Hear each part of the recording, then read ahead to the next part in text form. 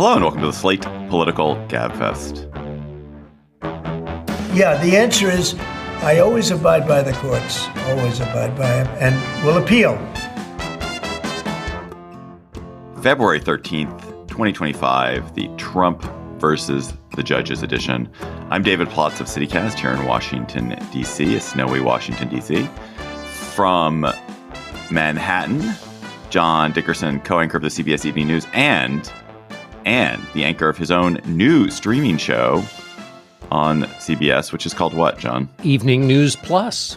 Oh, what original name. Yes, just have to remember one more word or just a character on the keyboard. But it's not to be confused with CBS ampersand. Okay. Does Law & Order have an ampersand in it? Law & Order probably isn't CBS anyway. That is Emily Bazelon from the New York Times Magazine and Yale University Law School shushing us. Emily is the only lawyer in America, I think, who is not currently involved in litigation involving the Trump administration. So she has a few minutes for us. Hello, Emily. Hello.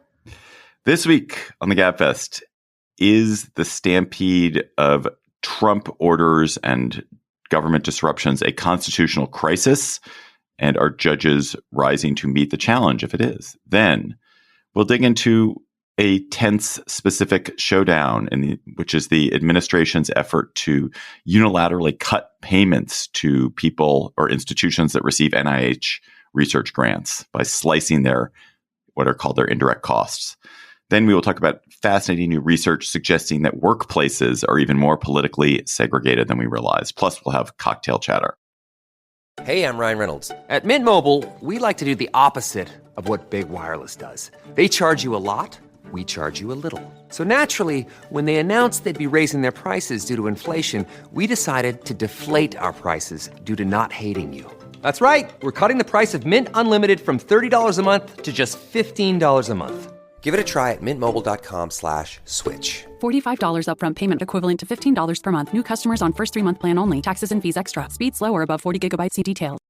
There are dozens upon dozens upon dozens of legal challenges to the astounding series of executive actions that President Trump has undertaken his first several weeks in office. I'll name a few of them: challenging his effort to fire almost all USAID staff, challenging his effort to offer the fork in the road resignation to civil servants, although that one's now going through, challenging his efforts to stop payments to contractors, to fire inspectors general, to fire other non-political civil servants, to abolish birthright citizenship, and so on, and so on, and so on. With a totally supine Congress that is unwilling to restrain Trump at all or assert its own prerogatives to investigate or to require him to do what they told him to do when they appropriated money for him to do it, it now falls on federal courts to try to determine if the president is abiding by the law and to try to constrain him if he isn't. So, Emily, I'm not going to ask you for a full accounting of all these cases, but just pick a couple of your favorite or most interesting legal challenges that the Trump administration now faces and talk about where we stand with them. A couple of the cases I've been following closely have to do with Trump refusing to spend money, these freezes, right? So there's one case in particular that a whole bunch of Democratic attorneys general has brought, and then a second case by some other plaintiffs, and they both led to restraining orders from federal judges saying, no, you can't do it this way. And I think that was a powerful moment. That was the courts doing their job. The Trump administration's justification for these freezes was that they had to review them to see if they fit with the Trump administration's ideological litmus tests. And that's not how the Constitution works. When Congress appropriates funds and they're approved and grants and contracts are ready to go out the door, a subsequent president cannot come in and say, oh, wait, I don't think this is what I want to be spending the money on, because the spending goals are already set. And that's pretty obvious. And I think that's what you're seeing in these early orders. Now, however, I'm getting worried about what comes next, not really because of the courts so much as the shifting rationales from the Trump administration, because in some ways, the initial conflict they set up, and this is true, I think, also particularly in the birthright citizenship case, it's so obvious, it's so clear that they're flouting the Constitution. that the legal case, the legal question in front of the courts is kind of a slam dunk. But now we're having the period of like, oh, well, we say that we're going to start all the money flowing again, but actually we haven't. And we're going through these grants one by one. And maybe there are more legitimate legal rationales for canceling some of them. And all of that's going to have to get litigated. And that makes me nervous because then you end up in these very fact-specific circumstances. And there's also been some evidence that the Trump administration is misrepresenting things in court, like the kind of access that Elon Musk's team has had to various systems. It was supposed to be read only. Oh, well, no, wait, actually it wasn't. Like the sort of shifting around, that is a real problem in court where facts and truth really matter in terms of how judges evaluate evidence.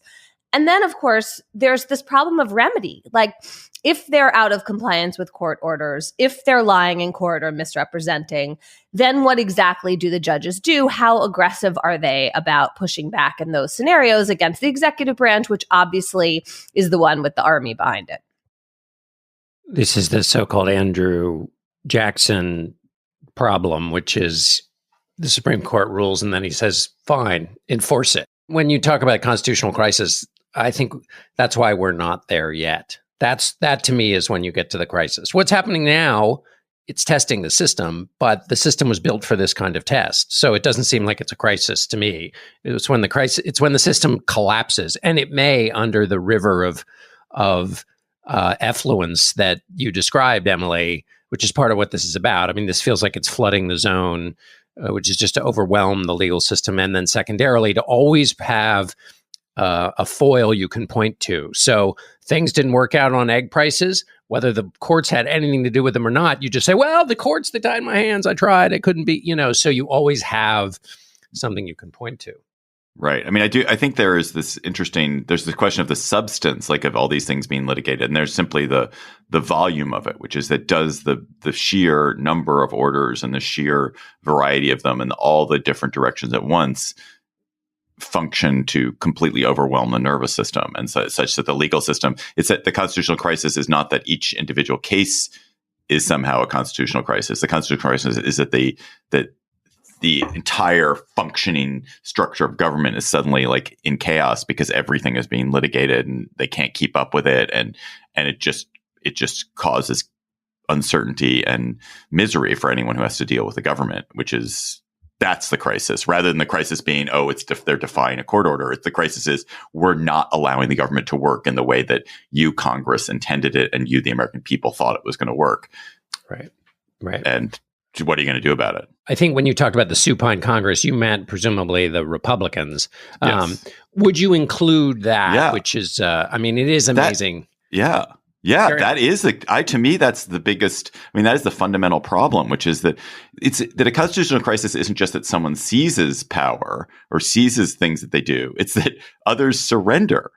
And what we're witnessing is like the fact that an entire branch, in fact, in a way, the Article 1 branch, right? Congress is the first branch. Not in a way. Yeah. Yes, it is the Article first 1 branch has surrendered their powers, their legitimate, important powers that the American people rely on them to an overpowering executive. And so it is, you can blame Trump and Trumpism all you want, of course, and goodness knows I have so many problems with it. But if the Congress refuses to do its duty, there isn't really that much that, like, the courts can only do so much against that. Somebody much smarter than me will write a great essay about how one of the concerns when they designed this whole system was that the ambition of members of Congress would be as aggressive as they worried the ambition of the president would be. And so therefore Congress had to be held back because they were going to try to seize power and use all their power. And just ambition in this context is either totally asleep or they see their ambition only activated through fealty to the executive. So it's just a super different version of how politics would work than the original design. Well, I think this is where the fact that the framers weren't thinking about political parties seems like such a blind spot, right? I was writing about impoundment for the New York Times this week, and I found this quote, John, which is so up your alley. It's from Alexander Hamilton. He said this at the convention to ratify the Constitution in New York. So we're talking about 1787. Where the purse is lodged in one branch and the sword in another, there can be no danger. And he meant no danger of an all-powerful president, right? This is how the president is not going to be the king.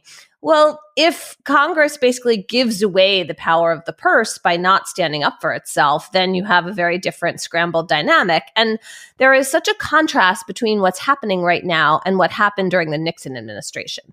Nixon is pretty much our president who, other than, you're right, Andrew Jackson, yes, but that wasn't about appropriation of funds. So set that aside for a second. Plus, it was a super long time ago. So Nixon impounded a lot of funds. Congress said, we want to address pollution by appropriating money for water treatment plants. And Nixon said, I don't care about these environmental goals. I'm not spending the money. And they had a face-off. And the courts sided with Congress very resoundingly. And also Congress sided with Congress. Congress passed the Impoundment Control Act of 1974, making very narrow provisions for presidents to refuse to spend funds. And of course, now, there are Trump administration lawyers with the theory that that statute is unconstitutional. But you can set the statute aside. The point really is this background, enormously important principle from the Constitution about separation of powers. David, I want to go back to something you were saying about the chaos. In my view, the problem isn't that the courts are going to be overwhelmed. Like, they will litigate all these things. It's that in the meantime, things are broken. And the breaking of the things in the meantime is very significant. So, you can read about like a school district in Missouri that was supposed to get a bunch of new buses with cleaner fuel, and they can't pay for them now. And so they're like sitting in a parking lot an hour away. There are just lots and lots of examples of that around the country and abroad because of the USAID canceled contracts and grants. And they're doing damage in the meantime. And what is so callous and alarming about this idea that you cancel first and then you come up with the justification later is that the people who are standing there waiting for the money are the one bearing the cost. It's all mixed up in terms of like what you have to show before you do the thing. And I think that's true also about firing all these civil servants and other government officials. That's what Trump has done by kind of seizing the initiative here. And I guess the last thing that seems so clear to me is that this is all about a show of force, right? Because the proper way to do this is you go to Congress and like the next time around, they appropriate the funds differently and you set different priorities and you change the laws for how you fire the inspector general or the person at the National Labor Relations Board. But that would involve actually negotiating with Congress and making some deals and rolling up your sleeves. And Congress would say no to some things. And Trump's not interested in any of that. And now he has Elon Musk to kind of perform this great like feat. And we're all kind of watching, like staring at them as they strut around in this seemingly powerful role. When you move fast and break things, the things in this case are often people. The Inspector General, one of the last remaining ones of USAID, said there was an actual taxpayer dollar expense that was being imperiled by Musk's breakneck pace, and that was $500 million in food that was spoiling, basically because the shutdown at USAID meant nobody could distribute this aid that had already been paid for. Next day, he was fired. And it's also the case that it's not just that people suffer in the moment, it's that broken things don't get unbroken. Like the entropy being what it is, even if a judge sort of delays or kind of mitigates what's happening at USAID has functionally already been destroyed, right? Like, I don't think it is very hard to imagine that USAID in this Trump administration will have anything like the structure or function that it once did. And even if, some of its functions are maintained through the State Department and not all that food gets spoiled, like the institutional knowledge, the capability, the work that's done is been irrevocably broken. And I think things that are That's the thing is like, if your goal is to break something, which is really what their goal is when it comes to a lot of the functions of government, you can do that very quickly and very effectively. And it ultimately can't be undone without decades of slow work to rebuild institutions, because trust is destroyed. Trust and capacity are destroyed in an instant, and they're rebuilt in a long time span, in a tortoise time span. One question I have for you, or I have two questions for you, Emily, about the legal aspects of this. So one notable quality of the first Trump term was that the lawyering was quite bad. Is that still true, or does he have smarter and better prepared people, or more, at least more people, and sort of a more capacity than they did last time? It's a little hard to tell. I think some of these orders seem like they were not lawyered, and there's been some reporting about how they're just like completely sidelining the Office of Legal Counsel at the Department of Justice, which normally decides whether it's legal to do something first or not. I think, though, that because of the dynamics we're talking about, some of the lawyering may be good enough. In other words, you lose some of these cases, like the most flagrant abuses of the Constitution, you lose. You're not going to win on birthright citizenship. But maybe you never thought you were going to win. You just did that, again, as a kind of performative show of force. And then there are other things where down the line, you come up with a good enough justification for a conservative Supreme Court to go along with. And I can start to see some of that beginning to happen. You know, like, for example, one of the issues is in some of the cases has been, do the plaintiffs have standing? So in the USAID litigation so far, the plaintiffs are the staff members, and they have standing to challenge the dismantling of the agency and their own dismissals. But the judge said, you don't have standing to challenge the freezing of these grants and contracts because you're not the people being harmed by them. There are those kinds of things going on. And it doesn't take like a brilliant lawyer from the Trump administration for the judge to kind of struggle with that. And I think also the challenge for the courts is that courts are good at addressing discrete harms. That's their job, right? They look at a case or controversy. And when you think about the role Elon Musk is playing in this just sort of like diving in sweepingly across different agencies and just like Xing out research grants in the Department of Education that you've decided you don't like that's a hard, that kind of harm, the access they're receiving, and they're receiving them, you know, with Trump's blessing, that's like much trickier.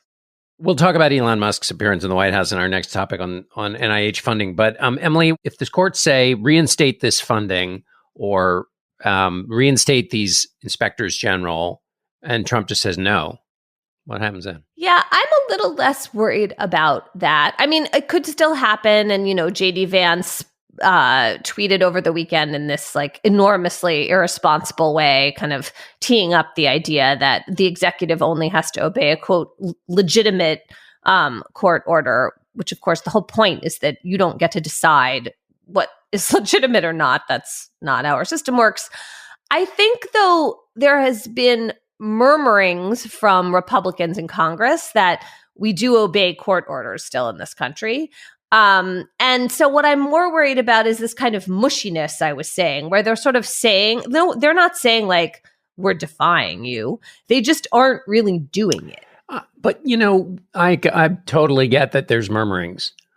But like there's been, murmurings that Tulsi Gabbard, somebody who won't call Edward Snowden a traitor for turning over U.S. secrets, wouldn't be the person among the people in charge of U.S. secrets, or that a person who doesn't believe in vaccines would never head HHS, and whoop, there they are. Yeah. I mean, look, I don't want to give anyone too much credit or present with any certainty that they won't defy a court order. I guess I feel like it's important to maintain, to stick with where we are in these facts. If they defy a court order, that is like really the end game. It would be an enormous blow to American democracy. And so I don't want to, in a sense, like make it seem less serious by anticipating it. Maybe that's my own weird psychology about this. But I feel like if you yell and scream about it before it happens, it almost makes it seem like more plausible as an option that's on the table. And they haven't done it yet in any kind of clear, defiant way. And that's like actually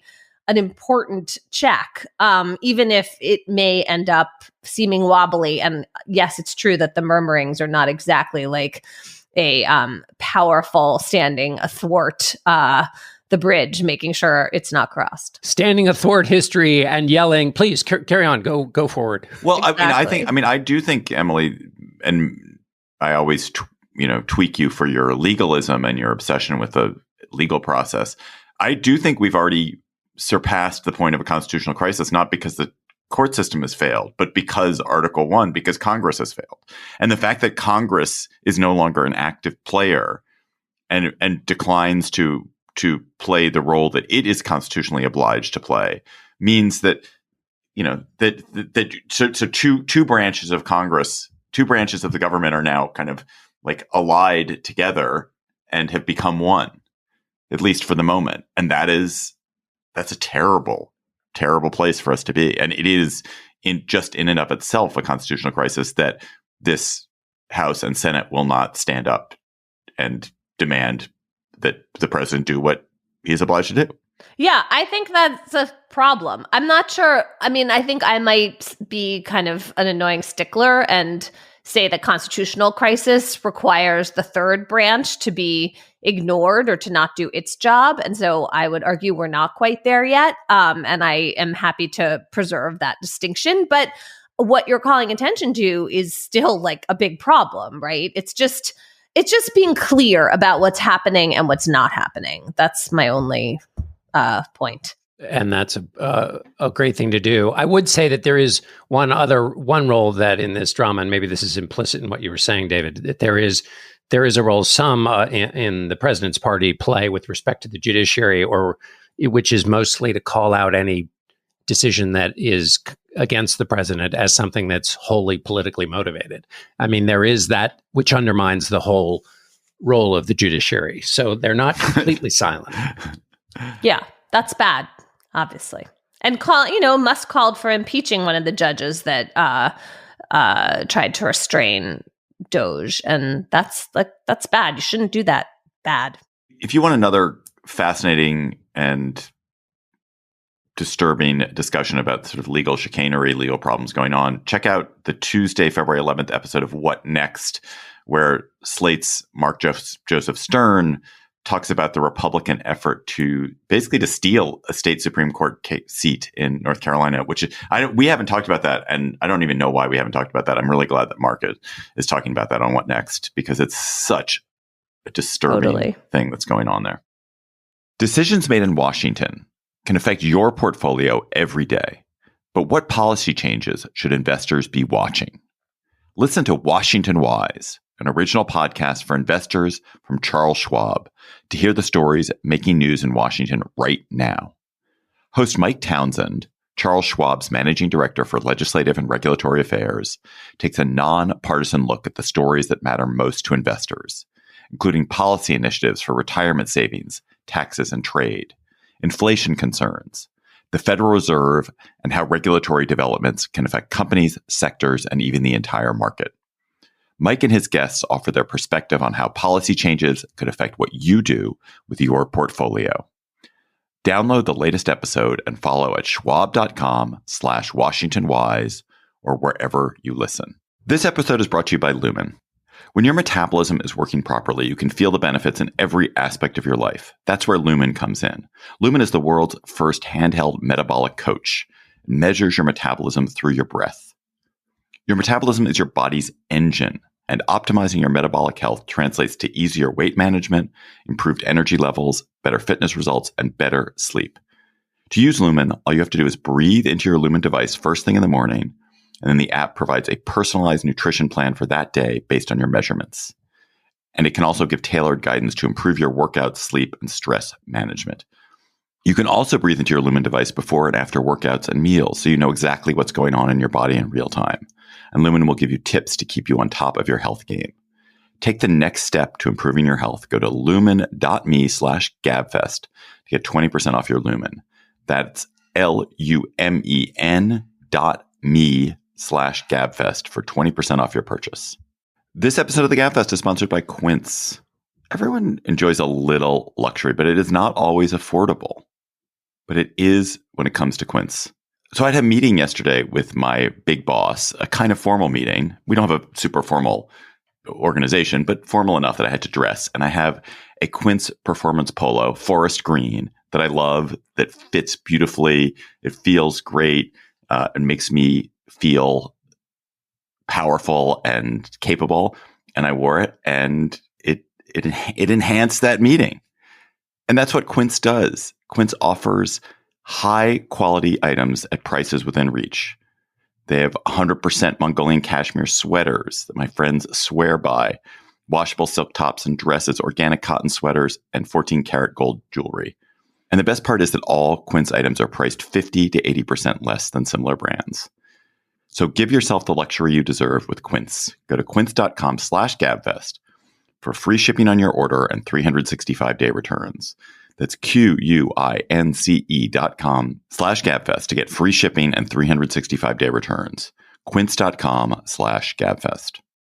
One of the most controversial Trump actions of the past few days has been the administration's unilateral decision to reduce the overhead it will pay to institutions that receive research grants from NIH. NIH distributes tens of billions of dollars that funds the core biotech research that drives medicine, drives drug development, contributed hugely to the dominance of the American biotech and pharma industries. When a scientist receives a grant from NIH, their institution also receives what are called indirect costs, funding to maintain the plant that the scientist works in, to pay for space, to pay for shared equipment. But that is sort of fuzzy because it goes to the university, kind of takes that money and does what it will with it. And in some universities, for every $100 that the scientist gets for her grant, there is an additional $70 that goes to the university for overhead. The Trump administration declared that it would now just pay 15% in overhead, $15 on that $100. And that would cost major research universities more than $100 million each per year. And it would also save $4 billion in federal spending.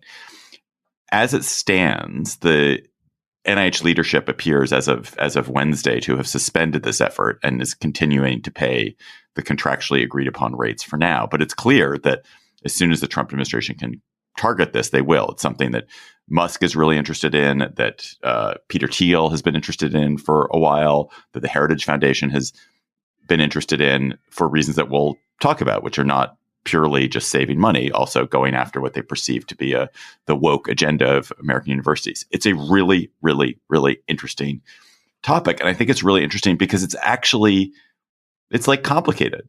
It's a complicated issue. So, Emily, I'm going to start with you. You work at a research university part-time. What is if you were ventriloquizing Yale's president, what would they be saying about this and this indirect cost funding and the overhead funding and why it needs to be $70 or $67 instead of $15?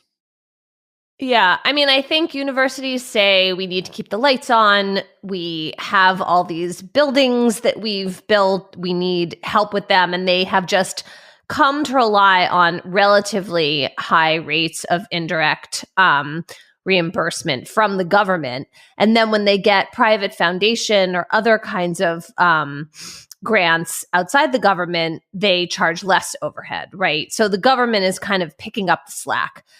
I guess one thing I think about this is that like so many of these Trump orders, it just seems like a hatchet instead of a more thought through reform. I mean, one thing you could do is make a distinction between the most wealthy universities, including Yale, that have big endowments and maybe should pick up more of these costs, or built really fancy buildings, and that maybe isn't something the government should be paying part of the bill for through this indirect billing. Okay, so they're in one category, but then you have like public state universities all over the country who are doing really important research, have much smaller endowments, operate without that kind of extra padding that can be present in private schools. And why are you penalizing them too? That just seems like really not a good way to go about this. And so again, it's the order of operations that seems like a problem here, right? I mean, I think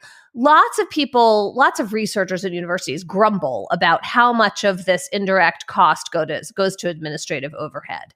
And and then can be pushback that's like, well, but NIH has all these rules about what you do with hazardous waste and all these compliance boxes that have to get checked, and so you have to have staff that are going to be at these universities to take care of those jobs. Well, maybe some of those regulations are extra and onerous and unnecessary, and that would be the place to start, and then you could make some cuts from there.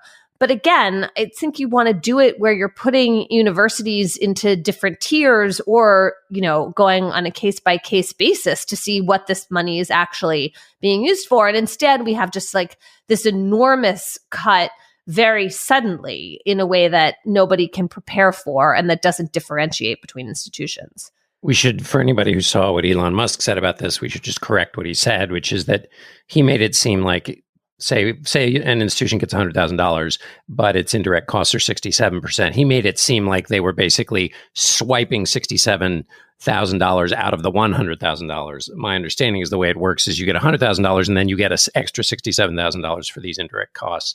There is a tantalizing idea behind the way Musk is working.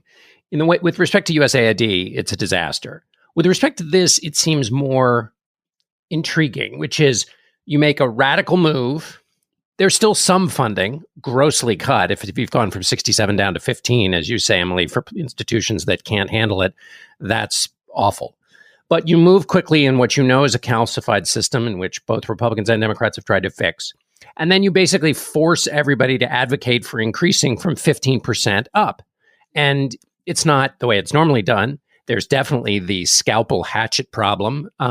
But again, I think the scalpel hatchet problem is far worse in some of the other ways that Musk is doing it. In this case, it feels like it's not implausible on its face that this approach, which is the more sort of Silicon Valley approach of doing something radical and then basically having people fight for their money to come back, requires, it makes people sharpen their thinking. It makes them decide, do we really need all this money?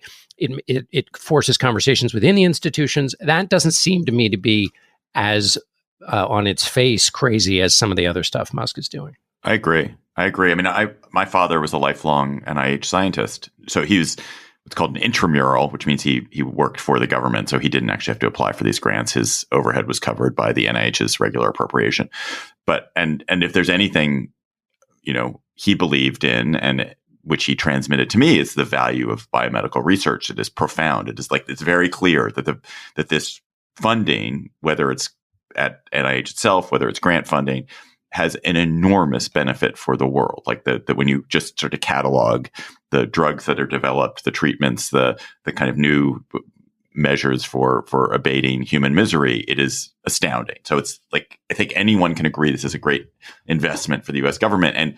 And one of the strongest arguments in a way for against what Trump and Musk are doing is we have the dominant biotech industry in the world, and why would you mess with it? Like, even though there clearly are problems, clearly there's feather bedding, why mess with it? So that and as a conservative person, I think that's a pretty powerful argument. However, like it does because I have kids who've gone to college or are college age, I've spent a lot of time going to colleges. And one of the sort of shocking things, and Emily, you experience this probably every day, although I'm sure you don't say it, it's just shocking how plummy and swanky universities are compared to basically every other institution in this country.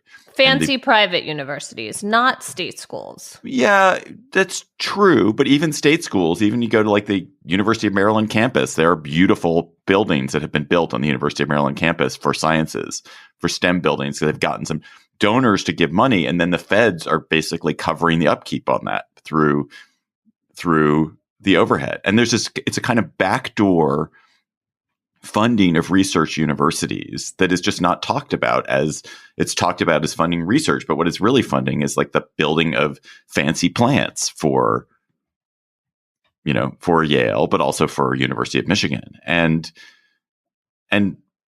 great research universities need great plants. You need great labs. Like you have to have, they need to have the highest tech equipment. I understand that.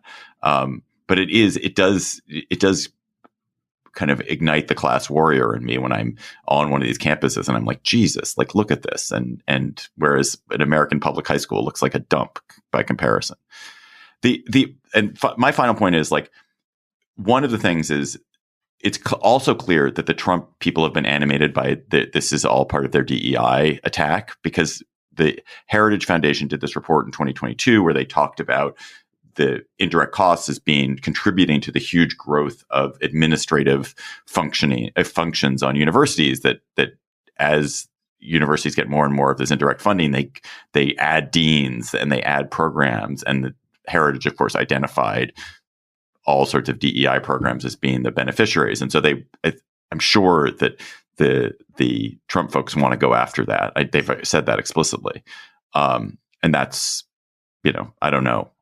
There's probably some truth to what they're saying, but it's also probably grotesquely exaggerated. In the effort to kind of put into categories the truth of what they're saying, which I think is super useful, I think, so we've got a kind of middle road here.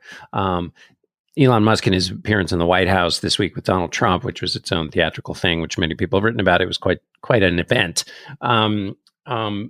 Musk talked about two different things. One was just the crazy bureaucratic procurement systems and paperwork systems, which has been a problem that Teddy Roosevelt used to joke about, and has been true and is true of any large organization. And that seems, sure, go after that. Absolutely. But then he had this other thing, which is in, I feel like, a third category. So one being sort of crazy Dickensian paperwork, the middle one being something like this that is complex. And then the third was just, he was telling stories about, things that he had supposedly discovered, although when he was pressed on details, he couldn't give any. The one thing that the White House did offer as a signature detail for why the Doge effort was so worthy was the $50 million in condoms that went to Gaza. Turns out it didn't go to Gaza. It really wasn't $100 million in condoms that went to Hamas, which is what Trump said. There was a minute where they thought, well, maybe they meant $50 million in condoms to Gaza, Mozambique, but it turns out Mozambique doesn't get condoms either. It gets HIV money that's not condoms. So not Hamas, not Gaza, not Mozambique, and not 50 million. But other than that, anyway, but the other stories that he was telling had that ring, and we've all been reporters. When you're reporting a story and you talk to somebody and they're telling you this outrageous story, and you're like, they basically have a key fact wrong, and you just kind of know it. You don't know. It's just, you can tell they've gotten kind of wound up in their own theatricality, and that it was Musk's appearance in the White House was rife with that. And then he said, well, he said there were several people at USAID whose net worths had grown. And I kind of wondered how he knew that had happened. I know there are disclosure forms, but for a guy who's being accused of looking into the personal files of Americans, talking about the net worth of employees is, whether it's true or not is one thing, but also what's he doing looking into people's net worth? I feel so cynical about all of this. It's just a giant propaganda machine of a chaff, right? I mean, maybe not every single thing he's saying is not true, but a lot of it is lies. And then it just becomes up to us to sort of sort through it earnestly. And I just feel deluged in bullshit. And not just from him. I mean, Marco Rubio saying oh, I don't know why anyone's complaining about life-saving foreign aid getting cut off. We're making sure that all the life-saving aid is still getting to where it's going. You're really, really not. That is not what people are reporting on the ground. And it's the great self-confidence and, impatience at being questioned of these people when they're saying these things that are just not true.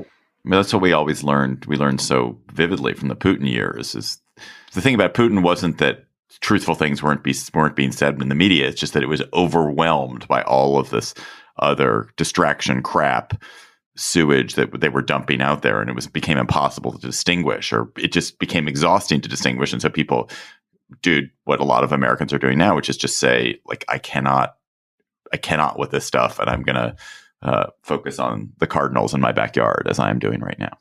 There is a feeling when you're listening to them talk where it reminded me of what Rudy Giuliani said during the effort to find support for the president's claim that he won in 2020, when he'd say, we have theories, we just don't have the evidence. And, obviously Giuliani never got the evidence. And so we're still awaiting evidence of these sweeping fraud claims, not waste and abuse, but sweeping massive fraud claims from both Trump and Musk, who are using those fraud claims as the reason for this sweeping activity, but are unable to offer really any actual evidence, which you would imagine would be ready at hand if it's as sweeping as they claim.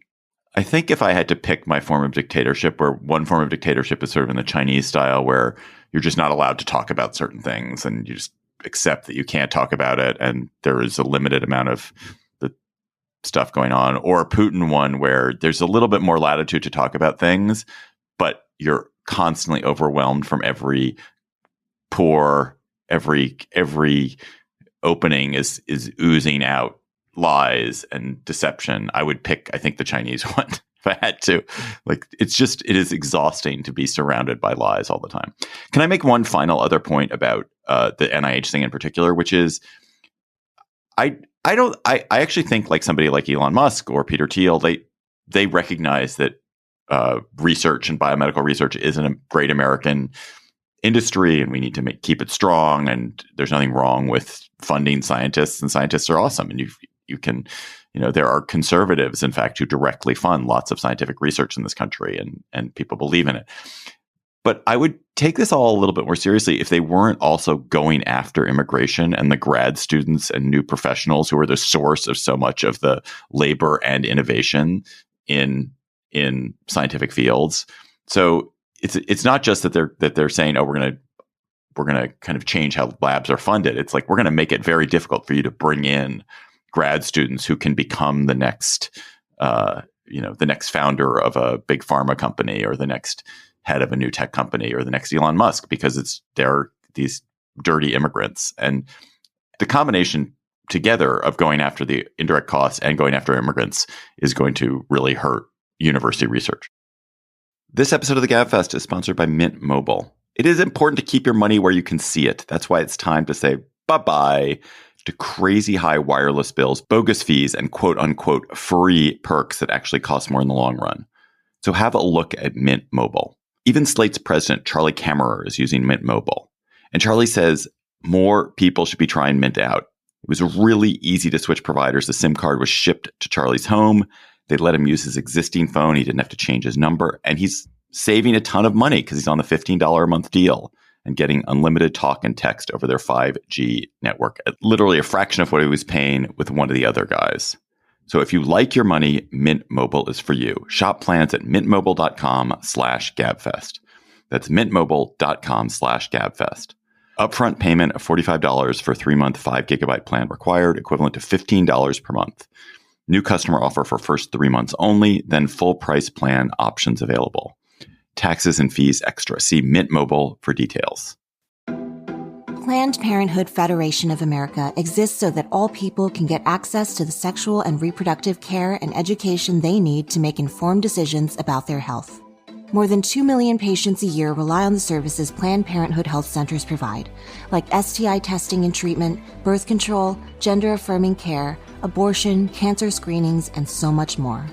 Right now, all across the country, reproductive health care and rights are under attack from public officials who are out of step with the will of the vast majority of Americans. The constitutional right to abortion, control of our bodies, and the health care we need has been stolen from us. And now politicians in 47 states, yes, 47, have introduced bills that would block people from getting the sexual and reproductive care they need. Planned Parenthood knows that equitable access to health care, including safe, legal abortion, is a human right. Right now, Planned Parenthood needs your help to protect access to health care. Donate today by visiting plannedparenthood.org/protect. Let's turn to a somewhat different subject. There's an interview by The Atlantic's Jerusalem Demsas with a Harvard researcher named Sahil Chenoy. Sahil Chenoy is one of the authors of a study about political polarization at work. Chenoy and a co-author found that American workplaces are significantly more politically tilted to the left or to the right than you'd expect. That workers also would accept 3% lower compensation to work with people who share their political beliefs, and that whole professions now appear to be sorting into Republican and Democratic professions. So, John, did anything in this study and in the interview with Chenoy surprise you? Do you believe it? I liked the methodology, although and I also found it an interesting intellectual experience to try to follow their conversation because, and tell me where I got this wrong, but so it makes some sense, but then to actually nail down the numbers, basically to compare in the sort of smart way in which they compared people's ideological leanings at work by using LinkedIn data, comparing that with party registration, and then matching that against neighborhoods to give us a sense of how much more work was party sorted than neighborhoods, I thought was interesting and smart methodologically. It also gave us another cut on the big sort, the idea that people are living with people, making their habitation choices based on some political cues or cultural cues, that had extended into the workforce. They then slightly stripped it away. At first, the number, as I was reading it, was that there's it's 10% more sorted at work than geographically. But then once they kind of controlled for or took into account gender and education and some of the other things that motivate our political or that sort us politically, then it turned out that the work element was not as large as first advertised. And I guess in that sense, it wasn't extremely, while I admired all those things, it wasn't extremely surprising, mostly because we've been all paying attention to the diploma gap and the idea that basically more highly educated voters tend to vote for Democrats now than Republicans. And so to the extent that more highly educated voters tend to work, or that education tends to sort by job, you would expect then that to carry over the partisan sorting we see from education. Though there was another interesting diploma gap in here, which was the majors and graduate paths that people are choosing, and that more Democrats are going in the kind of softer humanities direction and more Republicans were going in the tech, science, STEM direction, which I found, and finance. I found that disheartening. And then similarly, when you look at the kinds of companies that are more Democratic or more Republican, the companies that are more Democratic emphasize things like diversity and humanity and being a nice place to work. And then the more Republican loaded companies were about efficiency and customer service and excellence. And I was like, oh my God. Yeah, that was an amazing example. Right. That you signal, and that what that does is it signals to who's going to apply. Oh yeah, this is a place it's not a kind of explicit signal. It's an implicit signal that, oh yeah, we're a place that doesn't fuck around. We're going to, make sure that our customers are served. We're going to be super successful with the other one, which is interested in community and teamwork. It's going to be a lovely place to work, and you're going to have collegiality, and that somehow attracts different kinds of applicants. So interesting. Totally. And what did you think about that as someone who runs a company? I mean, do you want ideally all of those values to be honored? If you had to choose, which side would you choose? Yeah, I mean, it's hard because it's very hard when you run a company you're of course you're supposed to run it. If you run a publicly traded company, and I work for a company that's owned by a publicly traded company, so effectively that you're working for the benefit of the shareholders, which means maximizing shareholder value, which means ultimately maximizing the profits the company is going to make. And so you say to yourself, what is the thing that's going to get us the maximum profits? And one answer is ruthless excellence and entire pure focus on customer service. But another argument is, well, in a business like ours, we need turnover, turnover in employees is really difficult. We can't do the kind of work we're doing unless workers are happy. And so prioritizing the kind of working conditions of our workers ultimately will make us more likely to succeed in the long run and more profitable. And that's a story that I tell myself, but it might just be a story that I tell myself. like the company might be much better if I was super ruthless and fired everybody who didn't get to goal number 1 in February. That might be better off. And I don't have the answer. This is a sideline, but I heard Jeff Bezos talking about disagree and commit on his conversation with Lex Friedman on his podcast. The idea that consensus is overblown, and that in fact there should be situations when at work, whether you're the boss or the direct report, and you strongly believe in something, that basically you agree, I don't actually agree with what you're saying, but I trust you, and so we're not going to solve this by compromising. We're going to just do it your way. So, but I'm going to disagree with you, but I'm going to commit to what it is that I liked that quick way of framing an interaction. Yeah, I mean, disagree and commit is a principle that I've always, as a CEO, I've always tried to live by. It's a really nice thing to say. It's kind of hard. Because, Yeah, I can see that. I don't know. It like leaves a hard stone in the shoe. Kind of an asshole a little bit. Yeah, it also it's like people. You don't really believe they're committed. Yeah, and some people act more committed than others, and some people are more disagreeable when they disagree, and some people like undermine, like they don't even know they're doing it, but they undermine it later. They say they've committed, but they're actually taking actions that fundamentally undermine what you're trying to accomplish. So it is, and some people deliberately manipulate in order to undermine. Or the friction. There's this friction that happens, which is that they think they are committing and agreeing and working, but they spend a bunch of time, they waste the organization's time kind of nitpicking stuff or delaying stuff or, giving it to committee to deal with. And you're like, wait, but I thought we committed to do this. And they're like, oh, we are doing it. We're just, we're trying to work it out.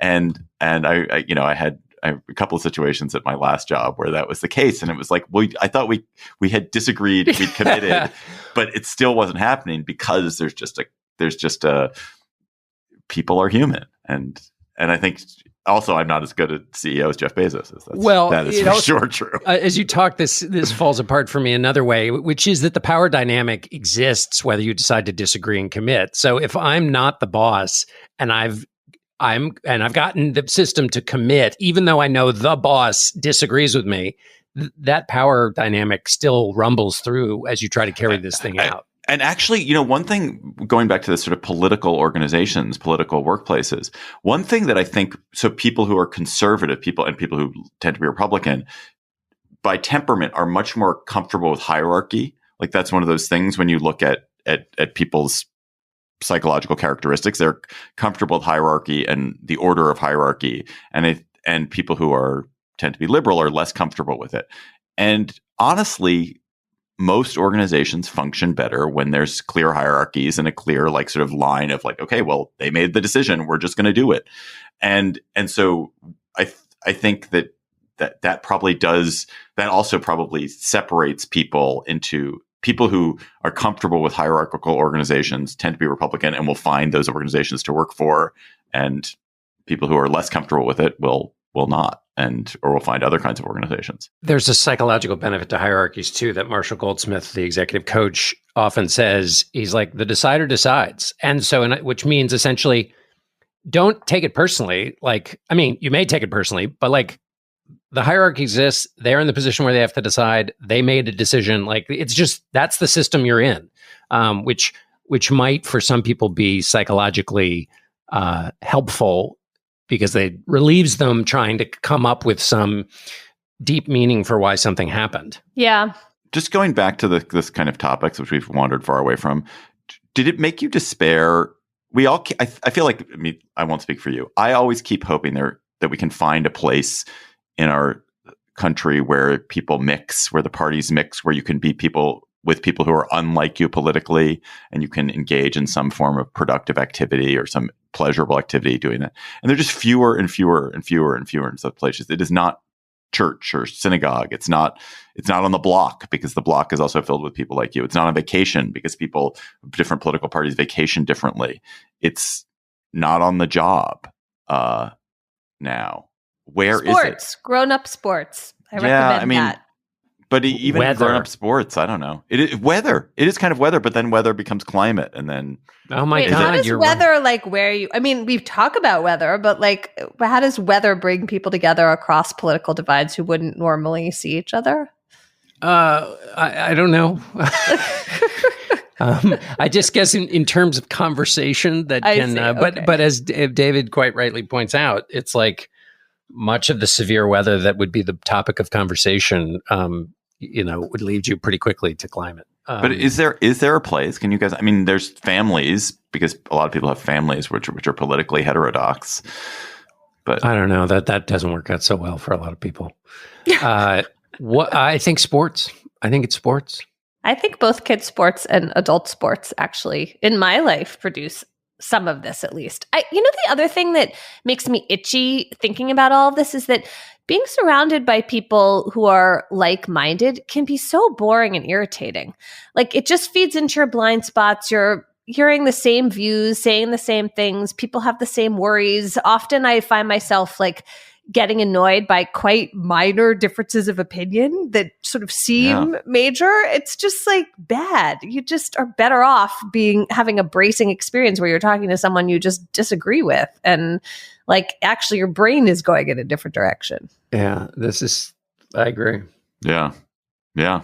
I did like when I went to synagogue, one of the things I liked about synagogue, maybe the only thing I liked about synagogue all right. was that it was a place where you did encounter the synagogue I went to. There was a variety of opinions. Like there was a disagreement over the nature of one's relationship to Israel and one's relationship to the kind of political issues in Israel, which was a sort of subtext of so much of conversation at the synagogue. And that was cool. Like, there were people who were way more right-wing and way more left-wing than I was on those topics. And it's not that I spent tons of time talking with them, but you had to find a way to be cordial about it. And that feeling about Israel didn't sort geographically. So, for example, my parish would be a geographical thing. So the sorting that takes place where people choose their houses would carry over into church. I think probably in most synagogues it does. The synagogue I happened to go to was somewhat more just its role in the life of DC Judaism was such that it was kind of a middle ground for people who are both politically conservative and politically liberal. There were like liberal Jews who were in it and conservative Jews who were in it. But I think in general, you're right. Probably. I don't know if that's Emily, you're an actual synagogue goer. Like if your synagogue is more sorted. No, I think part of it is that American Jews' positions on Israel are shifting in real time. And so people joined synagogues when Israel was not divisive and they're still there. And now there's all this like roiling going on, but they haven't necessarily resorted yet, which I think for ideological diversity is good. All right. We didn't really talk about the topic at all, but it was deeply enjoyable. I think we did a tremendous job. Let us go to cocktail chatter. What will you be chattering about, Ebaz, at your fancy Yale cocktail party? Well, we haven't talked about the fact that the Trump administration, the Justice Department, has ordered the charges to be dropped against New York Mayor Eric Adams for no reason. I mean, literally, it is a memo that says this is not based on evaluating either the evidence or the legal theories behind the prosecution. And then they just like made up two political reasons to drop the charges. Right. Instead, we decided to use height. Oh my God. So I was intrigued by a post on Blue Sky from Josh Marshall this week, pointing out that actually the U.S. Attorney's Office in New York has not dropped these charges yet. I mean, they're supposed to, but it's this interesting question of why it's taking a little bit of time. And then there was an article in my dear New York Times by Benjamin Weiser and Jonah Bromwich, who cover the courts in New York and the district attorney's office, about the interim U.S. attorney, Danielle Sassoon. And she is someone who has risen through the conservative ranks through the Federalist Society, claims to be very rule of law, straight shooting. She had recently written a big complaining piece about President Biden ordering charges being dropped against nonviolent, mostly drug offenders, and how that was bad because you had to like really evaluate it and make sure and blah, blah. So I guess we'll have a little bit of illuminating fact in the next while about whether she follows along with this Justice Department memo and in fact drops these charges or somehow gets someone else to sign this order. She has to drop the charges or she will be fired. They will not tolerate that. They don't care enough about Danielle Sassoon to leave her in that job. I mean, presumably that is true. And so it's just a matter of time. Also, I should say, formally speaking, the prosecutors have to go to the judge and ask for permission. There is that step, but someone has to go in and file a motion and sign it. And they haven't yet. Newsflash, after we taped on Thursday morning, Danielle Sassoon refused to sign the order requesting that the charges against Adams be dropped, and she resigned her position. So did the two officials who oversee the public integrity section of the Justice Department, which is where the case got transferred after Sassoon's decision. This is really important. First of all, it shows a lot of integrity on the part of the prosecutors who've now given up their jobs. And it's a real sign of resistance against the Trump administration's non-rule of law approach to this case. And maybe it will set an example beyond that. John Dickerson, what are you chattering about? Two. One is we should just note or put up on the big board that that a president elected to lower the prices of things saw inflation tick up again, which is perhaps natural because presidents don't have a lot of that they can do to change the role of prices other than put tariffs on goods that makes prices go up. So to the extent that Trump is doing anything to deal with the problem for which he was elected, he's going in the wrong direction. But meanwhile, he's launched two pretty extraordinary things, which is he's basically said he's going to take over Gaza and not let the Palestinians go back. And he's basically said he's going to work out a end to the Ukrainian war with Vladimir Putin. And in the way it rolled out on Wednesday, it was clear that Ukraine was the junior partner in that. Trump and Putin are going to meet and talk about this. Volodymyr Zelensky was not invited. Meanwhile, the Treasury Secretary is on his way over to Ukraine to finalize the details of a deal that Trump is asking for rare earth minerals from Ukraine in exchange for all the money and weapons that the U.S. has supplied to Ukraine, which is it's a good time to do that negotiation when you're basically cordoning off Ukraine in the chopping up of its country. So that's all going on. We should note that that's just happening. It's both of which are pretty extraordinary activities. The actual chatter is a very brief one, which is it was Edison's birthday this week, and I wrote an essay about that, which was about one of his great failures, which was the Edison doll in 1890. He put a tiny phonograph inside these dolls, and I don't know if you've ever watched the Chucky movies or been scared by even just the advertisements of the Chucky movies, but he in fact created them. Yeah, it's creepy, and in fact, it was a huge disaster. He ended up calling them My Little Monsters. If you go on Wikipedia, 100 and some odd years later, a sound engineer was able to actually pull the sound off of these tiny little phonographs using advanced technology. Listen to it. It makes it even more creepy.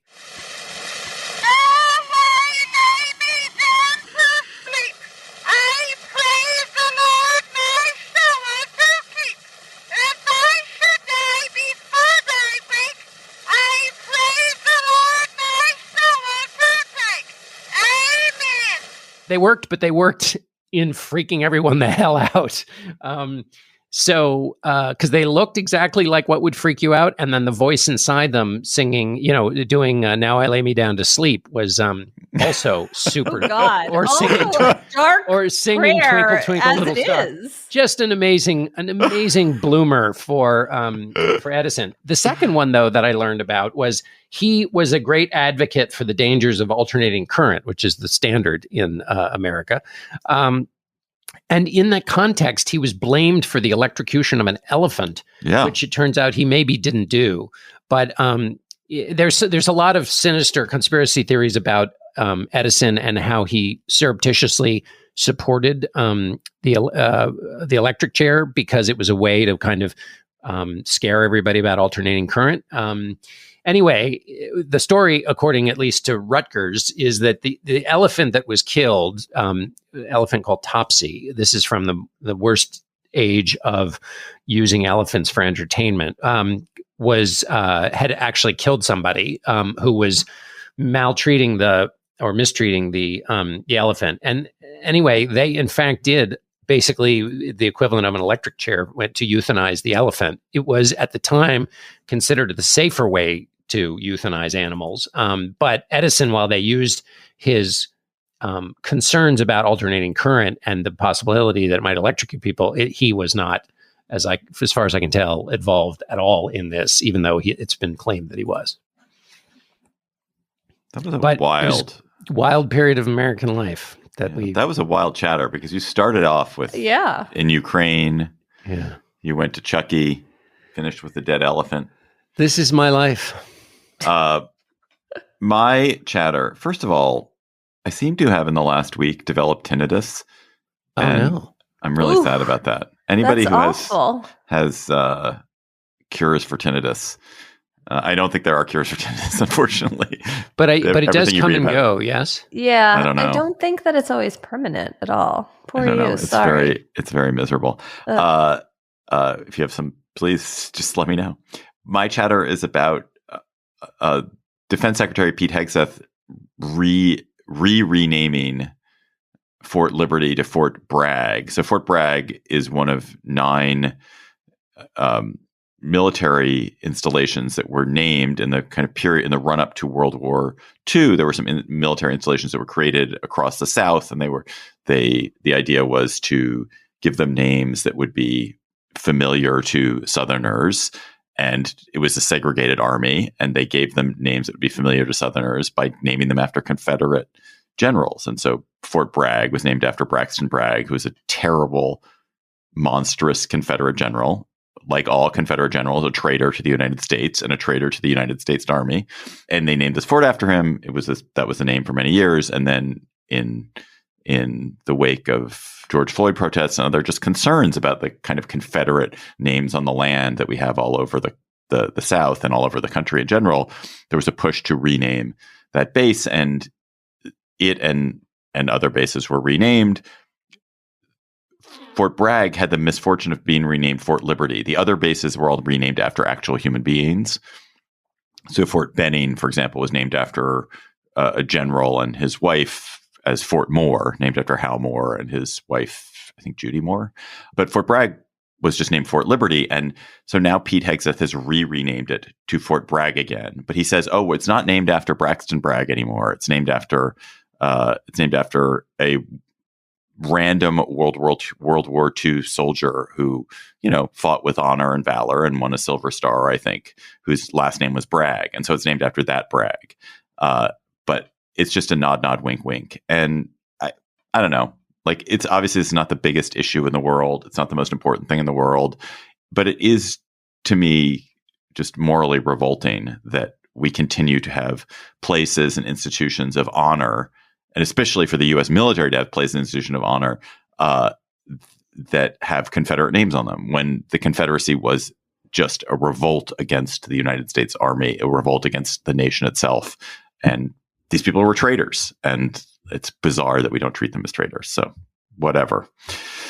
But Pete Hegseth will continue to do these kinds of things. Listeners, you have sent chatter to us. We appreciate those chatters. Please keep them coming. Email them to us at gabfest@slate.com. And our listener chatter this week comes from Jay Lloyd of Louisville, Kentucky. Hi, Gabfest. This is Jay Lloyd from Louisville, Kentucky. This week, I'm chattering about a discussion paper that describes an experiment with DeepSeek, the Chinese artificial intelligence system. The researchers wanted to see what the AI would do if it could control a robot. The experiment quickly went off the rails. According to one of the paper's authors, who wrote about it on LinkedIn, quote, within minutes of activation, the model began exhibiting unexpected autonomous behaviors. It first attempted to break into the lab's computer systems, methodically searching for passwords on sticky notes.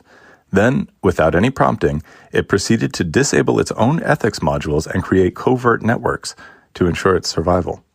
The paper goes on to describe how the AI, quote, deployed drones for surveillance, made autonomous decisions about security matters, manipulated police responses, and created false logs to cover its tracks. So, in addition to DeepSeek disrupting American AI companies, apparently we should be worried about AIs wreaking havoc when they get access to a robot. That is all for our episode this week, but we also have a bonus episode in your feed. We're going to be talking about a TV show that Emily and I at least think is the true antidote to the moment that we're living in. It's like one of the most important TV shows and brilliant TV shows I've ever watched. And I think it really tells us something about the nation in a way that is positive and that is inspiring. And we'll be talking about that. But that is just for Slate Plus members. And you can become a Slate Plus member by subscribing to Slate Plus directly from the Political Gabfest show page on Apple Podcasts and Spotify, or visiting slate.com/gabfestplus. And that gets you, of course, this bonus episodes on other podcasts, no hitting the paywall on the Slate site. Emily hit the paywall on the Slate site today, and she had to get her Slate Plus membership. She was like, oh, shoot, I better get my Slate Plus membership activated so I can read this article. So if you are a member, thank you. If you're not a member, please subscribe to Slate Plus today.